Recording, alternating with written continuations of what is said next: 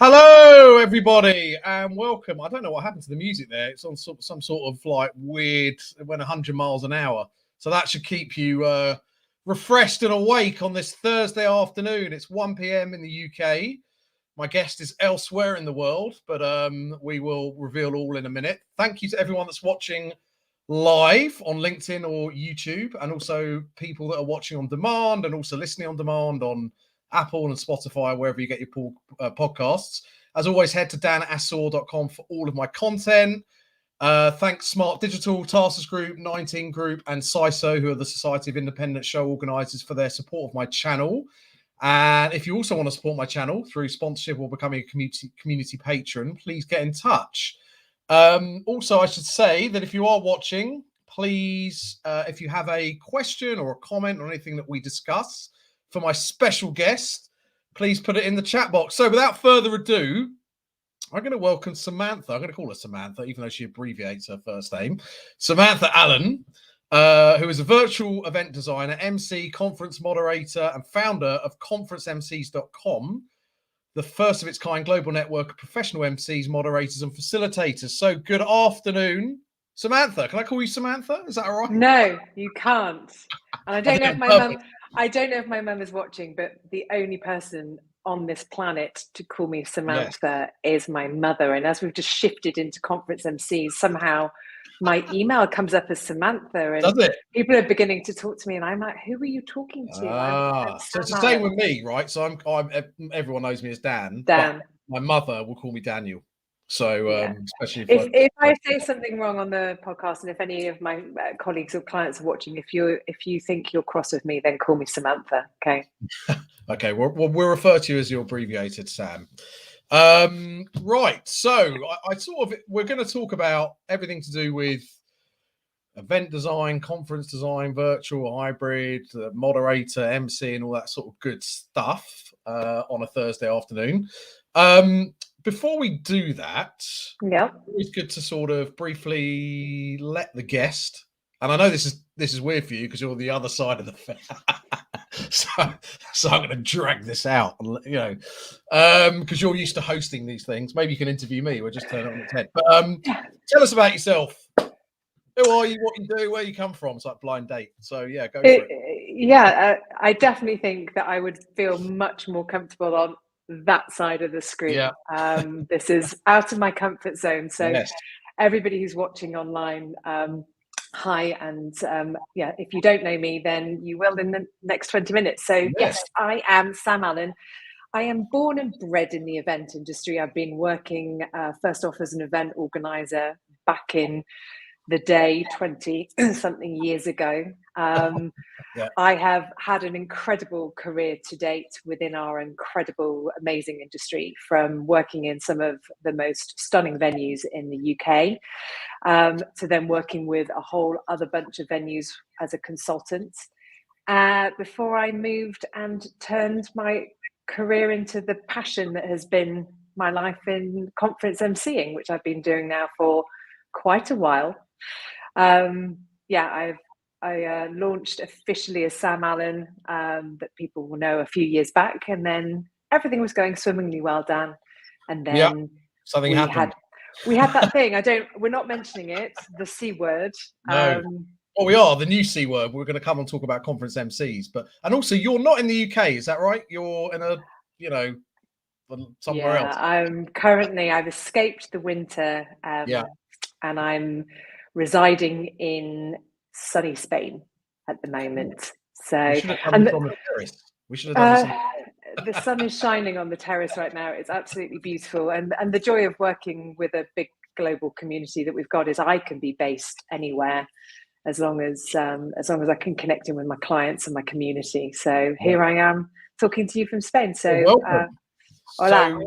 Hola. Oh, that's about as much as I know. So we've got Paul Richardson, a friend from Vivid Inc. PR who has said looking forward to this one. And Alistair, who I believe you know, is excited to be here. So hi, Alistair. We need to get you onboarded, Alistair, in our community. That's on my to-do list. Just bring him on. You have a chat with him now. Just take over. Why don't you? Right. We're going to get on to talk about conference MCs in a minute, but this is I like this to be practical and educational. This sort of 20-30 minutes that we have on Thursday. You talk a lot about. Well, it says it on your website, and I've listened to stuff about meeting architecture and design, which sounds very grand. Tell me what that means. So, in relation to virtual and hybrid, what define meeting architecture and design, and then we're going to get on and talk about what's good and what's not so good about it. If I try to define it as it should be, there are some people out in that wonderful world that might kill me. So for those pure definitions, you need to go and check out Dr. Elling Hamzo and the guys over at the Event Design Canvas. But we come from a historic way of creating and planning meetings, which has been very reactive to leadership, to the stakeholder, whoever it might be. And over, I mean, certainly during my career, that's 15 years, we have been looking at successful events and how they become successful, and building an infrastructure, an architecture, if you want to call it that, of designing the experience with some very core things in mind. And again, I don't want to give too much away because that's the role of training in event design. However, it is really, really important to be asking the whys first before the whats, where historically it's like, we have to have this event at the X brand hotel because that's what we've done. We're shifting the conversation through design experience on saying, what's the entering behavior of your stakeholders? And that could be your delegates, your exhibitors, your sponsors. And we start understanding the profile of those sectors and those stakeholders. What is the event experience going to be? Because what is the exiting? How do you want people to be leaving this event, this activation, this experience? What do you want them thinking, saying, doing? And with more time planning, which we are beginning to see the green shoots of, and thinking through this very defined methodology, we're creating something that is holding a bigger legacy, a much bigger return on investment, and mostly as well, which is super important, as you know, on the experience of our participants. So it's a structure and a methodology that we champion for successful events. Which I guess should be the same for any project that we get into in life, understanding why we're doing it, what we want to get out of it, and how the people that we're interacting with are going to have a great experience. And obviously, we've had to do that in the last 18 to 24 months. I'm sure we've worked with lots of corporate event planners and organisers who have had to, I'm going to use the word pivot. I still can't think of a better one.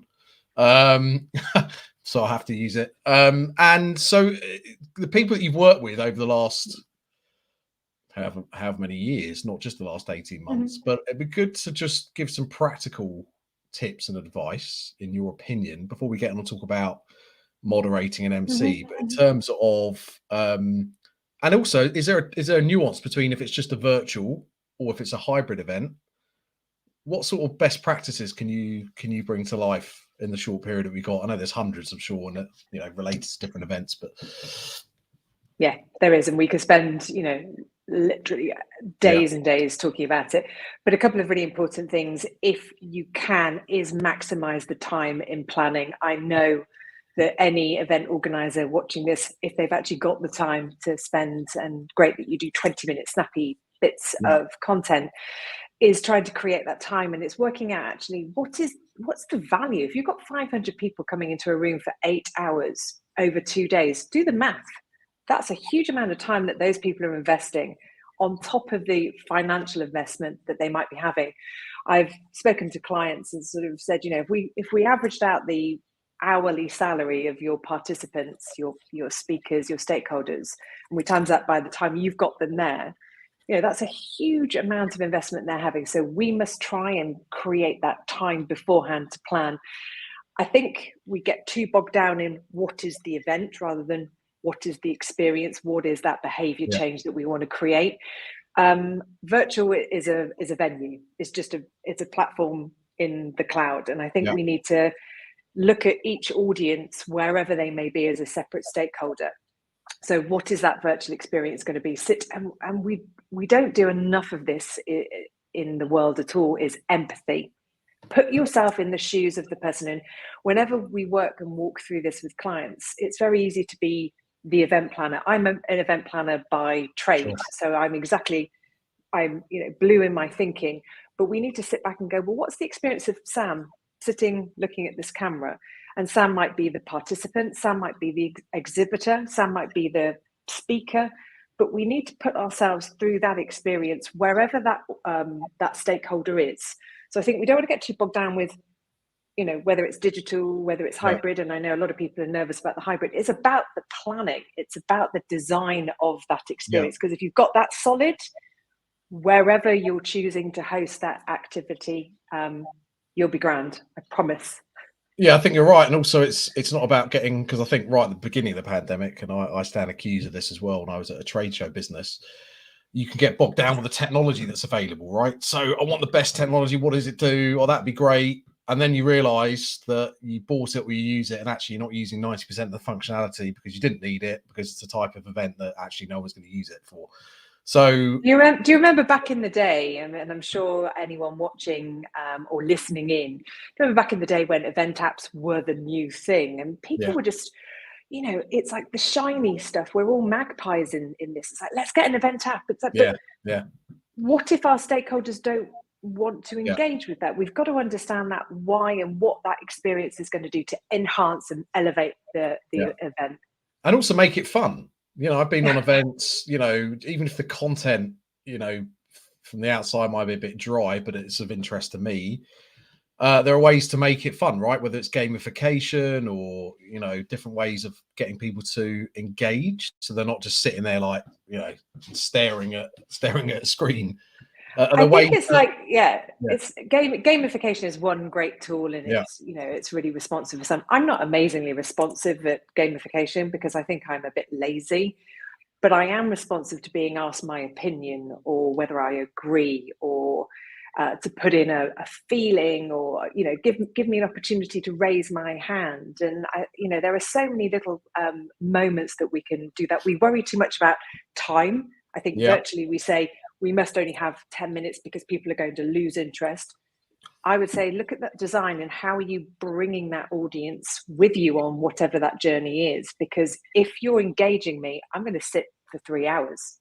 Sure. And just finally on this bit, do you think there, again, in terms of the planning, we need to think about the type of event? So whether it's a town hall meeting or all hands, or it's a sales presentation or company get together, have you seen, are there different subtleties and nuances that you've seen in clients that you've worked with in terms of how they put it together, depending on what type of meeting it is? Your methodology is the same, and again, the type of meeting is there to serve the change in behavior you're trying to create. So if you call it, again, I'm not really a fan of labels, and I hope to see that change in the future, but a town hall, for example, was, a town hall doesn't translate everywhere either, which is fun in our world. But what's that why? We want to have those participants from our business understanding this, what's the way they're going to do that? How do they take that? How do they absorb that information? What are they going to say afterwards? And let's build that design to match that. And then you can call it whatever you like. Yeah, perfect. So we're going to take away from that ultimately personas, the people that are attending, working out exactly what's, why they're coming, what's in it for them, and sort of building the event. And what is that change that you're trying to create? What's that value that you're putting in when they're going to be leaving? The good old value proposition, Sam. That's always the most. Got to have it. Conference MCs. Sorry, not your business, but just as a 2 words. To the uninitiated amongst us, when you say MC, potentially is that I think of someone on stage rapping and doing this, that, and the other. Talk to me about, before we get into the whys and wherefores, what is an MC? How does it differ from a host or someone that's just turning up? I don't know, introducing people. You are, first of all, you're so down with the kids. Just can I say, if anybody is watching this live now, I'd love to know what people call this particular role, because I know some of the people who are watching know this role really well. I think if you're in Europe, you might call it moderator. It's much more, in fact, I was asking my Spanish teacher this morning how to say it, and certainly moderador is something in Europe. In the US, very much MC, spelled how we spell it, EMCC. Originally, back in the day, Master of Ceremony, Mistress of Ceremony. We need to create a new word. It's a bit like a Blue Peter competition, if anybody's got one. And now we've obviously got host, because we host digital events. So we are. So you saying they're all wrapped into the same thing, or are they? And depending on the outcome, you would shift in, because I think people might see an MC as that front person, that bit, the warm-up act, the link, the glue between the content throughout an event. A moderator can tend to be more focused on for example, a panel, that they're moderating the conversation, making sure it's balanced discussions and debates. Facilitator draws that out even more, because that brings more 2-3-way engagement. So, and a host obviously is a very welcome front person at the beginning, middle, and end of that experience. So we are, depending again, what's your why behind the person from the conference MC's world. You could call it whatever you like. I'd like to think of a new word. So answers on a postcard, please. That could be a competition. Actually, with no prize, but that's fine. Come and spend a week in Spain and have a conference MC masterclass. Well, there you go. Before I forget, Paul has actually come up and said, love the focus on behavior change. Whatever marketing channel we're deploying, it is all about changing minds and behaviors. So thank you very much for that, Paul. Thanks, Paul. So professional conference MCs and moderators, rather than just, Charlie in IT or the marketing person or whoever puts their hand up and says, I'll front it, which actually happened to me. I had to front some virtual events in my last role, and literally it was like, who wants to do it? Why do you think we need a professional? I mean, obviously I've seen you at work, so I understand it, but why not just someone in marketing or, So did you do that in your previous role before you became an experienced host? No, it's the last thing I did. How did it make you feel? I'd really enjoyed it, because obviously I'm an egomaniac. So, being on the seeing my face constantly obviously played to my narcissism. But I didn't mind it. But obviously it's not for everybody. I think the role, I don't think, I know, because I've been in this world for some time, the role of the professional, like anything, the professional MC has really elevated since we've moved much more into this digital world, because there are so many elements of an event, as I'm sure our friends listening and watching will know, that can go wrong. And when you are the event organizer, the AV, you're back of house. We are an extension of that team, but we're front of house. So we probably have more value in telling you that we will manage out all of those things that could go wrong without any panic, because we have literally seen everything from power cuts to no speakers, to speakers choking on stage, to speakers not getting off stage because they like the sound of their voice. One day I'll write a book. But I think some of the most important things when, as an organizer, you're trying to work out, okay, we've got this budget, we've got our keynote, we're spending X on this. We want the conference mod MC to be in that forefront, because what we do is invaluable in terms of we help empower leaders. So like you said, you like to be on the stage. What we do is we create the experience so that we're getting the best out of your leader, your content provider, your speaker. For example, Tom Cruise is Tom Cruise. When he goes on to the Graham Norton show, and apologies if you're not aware of that show, Google it. Or the Jonathan Ross show. Or the Jonathan Ross show, or the Jay Leno show, Or the Dan Aspel show. And the Dan Aspel. Those people in the team are extremely skilled in getting the best out of that particular person that's going to be of interest to that audience. So we enable leaders. So it's not that we want to be on center stage. What we want is to put your leaders on center stage so that they are focused 100% on their job, whatever that means: motivating, recruiting, selling, sharing knowledge, whatever it is. We facilitate that. Which is really important. Leaders to do what's best. To interrupt you. Super important. Yeah, and if they're going to the effort of attending your event, a lot of the time they're giving up their time free of charge, or even if you're paying them, you want to get as much value and make them feel as comfortable as possible. I think we've probably all been to events where sometimes speakers are just sort of left to their own devices, right? They're wandering around. I mean, this is physical ones, but they're wandering around, not knowing where to go, just not looked after. And also, there's a lot of speakers in the world now who are, who are really uncomfortable with this whole world of looking down, whether it's a computer camera, whether it's actually a camera as we move more into studio and hybrid. So actually having somebody there who's got that experience of doing this day in, day out, that's very comfortable, isn't worried about the wires or the lights or the sounds. And again, when we start moving into more complex events, we have something in our ear as we're talking to you, and we're trying to understand what the audience is doing and possibly a tool. There are so many little elements that why would you put that on somebody whose job is to create and share content? Our second most important thing, and it's down to experience. So I'm not saying don't have an internal person, but make sure that they've done this before, because we read a room. So we can understand when we need to change the shift, the tone, the pace of the conversation, when we need to bring in the audience. It's very easy for someone who's passionate, who knows their subject, to keep talking, because I'm like this when I talk about events, because we can talk till the cows come home, but actually if our audience aren't engaged, then that's a problem. So as an independent MC, I can feel, I can sense, right, let's put in an audience moment here, let's change and steer this conversation and feel the energy, let's bring the energy up, let's lower the energy down, because we're about to come into something a little bit more serious. So again, that's a skill set. You can't just have that. And especially if you're passionate about the subject that you're talking about, interaction, we've got a million tips and tricks from, as you say, from gamification all the way through the book. If something goes wrong or we need to lift a moment, we can do that on a turn of a coin. And the most important thing, I think, from a risk point of view, from an event management point of view, we literally are that glue all the way through. If something happens, we can come on, we can bring the audience, we can make sure that they're on their way. And final thing is that we understand those objectives, that change of behavior you want to create. So between those pieces of content, we can reaffirm that, so that message is coming through all the way to give that exiting behavior that you're asking for.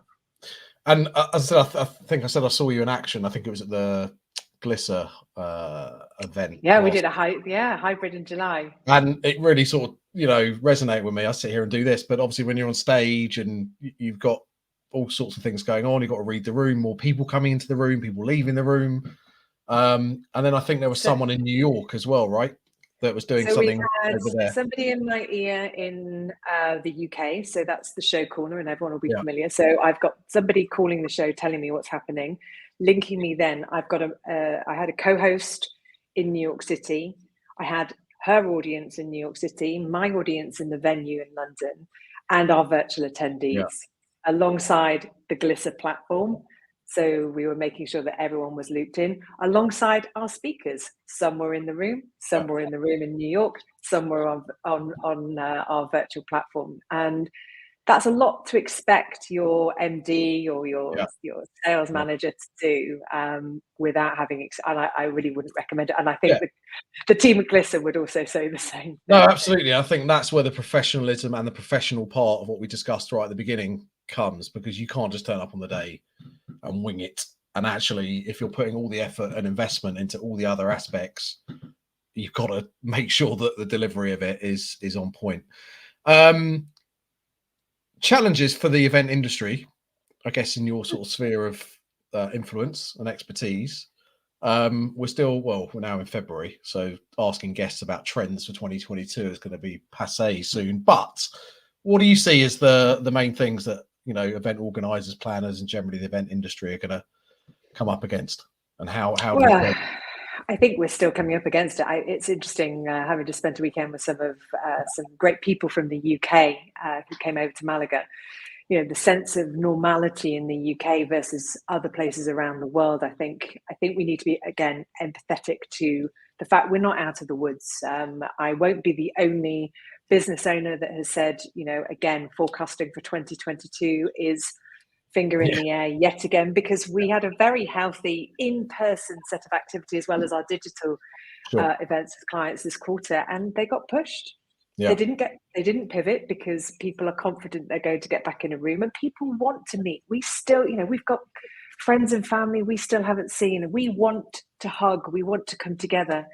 So I think we're going to have to balance that out. I think we're going to have a nightmare, but a nice nightmare between May and November. So if you are considering hosts, if you're considering venues, everybody wants the same dates now. And it used to be a buyer's market. It's really flipping. And I think that's going to be a challenge. I think that we cannot, and you know that I'm extremely passionate about this, we cannot ignore the fact that we need to start really protecting our planet.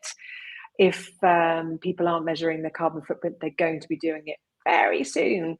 And the considerations of that and the impact of those events, again, really important about the why. What's that piece? Why are we bringing together people?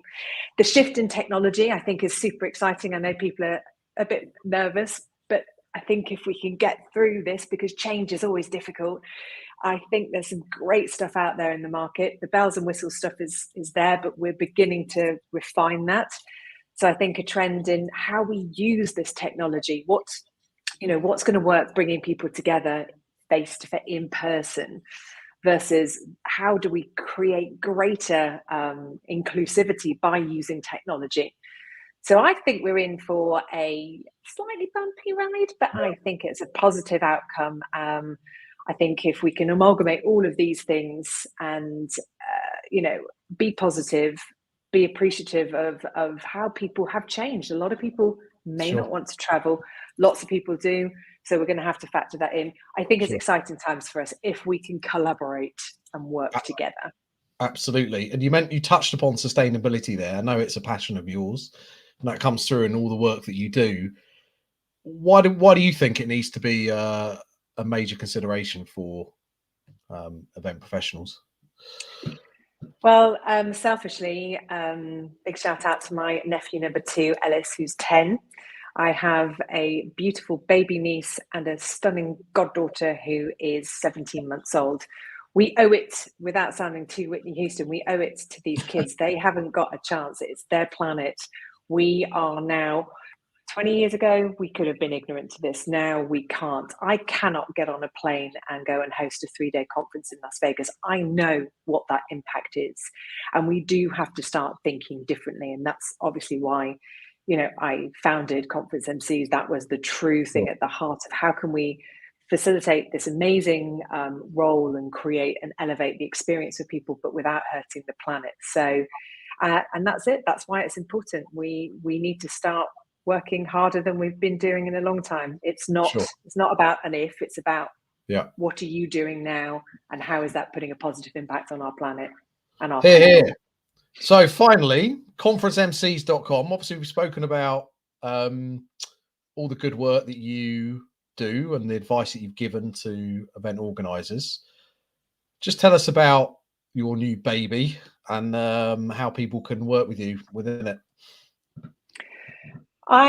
People who know me, I am a solutions provider. I am a helper. That's what I do. It's in my core DNA. I know that as Samme Allen, I cannot facilitate and I cannot work with all the clients with all the events that they want to, whilst maintaining, a neutral carbon footprint.